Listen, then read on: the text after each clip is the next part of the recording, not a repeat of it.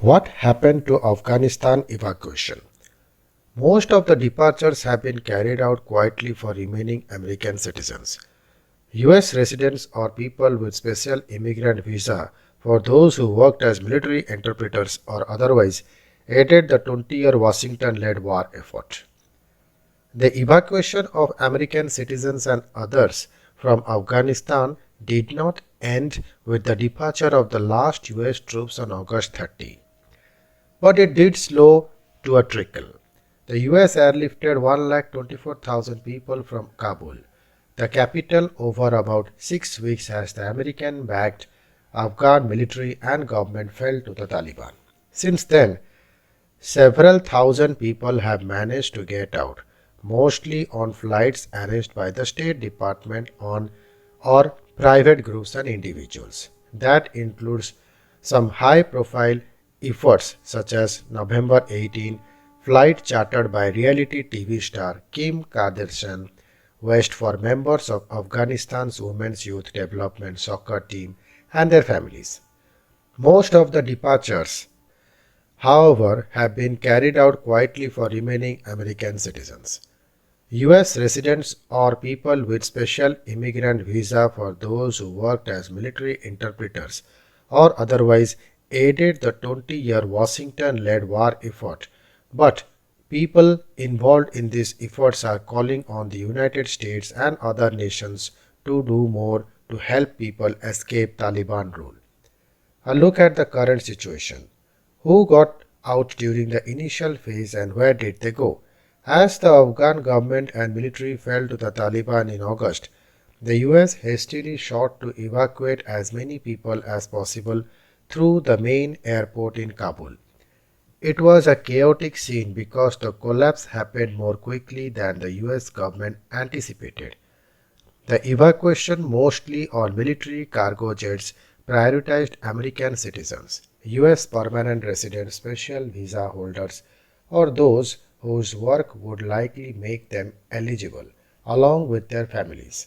The flights also carried people who were considered particularly vulnerable to Taliban retribution or their harsh rule, including journalists and human rights advocates.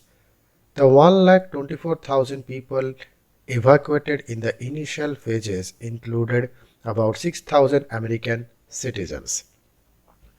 Some Afghans from these flights have been temporarily moved to at least 8 countries that agreed to take people who may ultimately reach the US as refugees or will be resettled elsewhere. The US has so far admitted 73,000 Afghans from the initial phase. They will eventually move to communities around the United States with assistance from private organizations. About 40,000 are still being housed at 7 military bases in the US as they complete immigration and medical processing and await resettlement. What has happened since? In September, the Taliban started to allow some charter flights to leave the country with American citizens, US residents, and visa holders, as well as people from other countries and Afghans with proper travel documents. Private organizations with names such as Allied Airlift 21 and Task Force Argo have reported getting charter flights out with hundreds of people. The State Department has chartered flights and say it has evacuated 435 American citizens and 325 people with permanent US resident status, green card holders since August 30. People involved in these efforts estimate the total number evacuated at perhaps about 8,000. It's limited for many reasons, including the fact that people are in hiding or have destroyed or lost personal documents when the Taliban took. Applying for an immigrant visa to the US at the point is difficult because the American embassy has closed. Qatar recently agreed to handle some consular services for the US. Are there still American citizens in Afghanistan? Yes. Biden administration officials said this month they believe several hundreds remain in Afghanistan. The State Department continues to offer passage out to any citizens or people with permanent resident status. As the US military evacuation ended, Secretary of State Antony Blinken put the number of Americans left behind at under 200, likely closer to 100. The numbers flown out by the State Department since then is more than 4 times that amount. Blinken has since said the department is in contact with American citizens who have indicated they want to leave.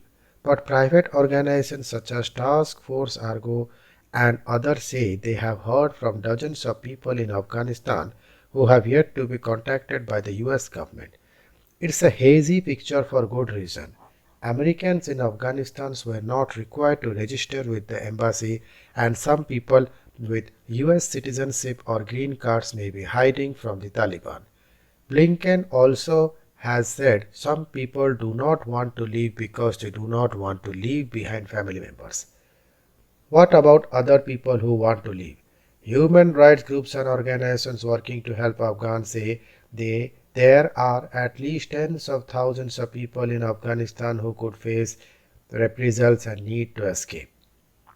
That includes people who worked for the US-backed government or military, but also members of ethnic minorities or people who are LGBTQ. Some have fled on their own to other countries and may be able to apply to get to the US elsewhere as refugees. Afghan Evac is a coalition of more than 100 organizations working to help people get out of Afghanistan country. Many of these groups were started by military veterans. Representatives from Afghan Evac recently met with Blinken as part of a campaigning to persuade the US to step up the evacuation effort. Groups are also enlisting help from Congress, hoping to expand the categories of people who would qualify for the special immigrant visa, perhaps to include those who served in the elite Afghan military units. Some are also seeking more financial support from US government.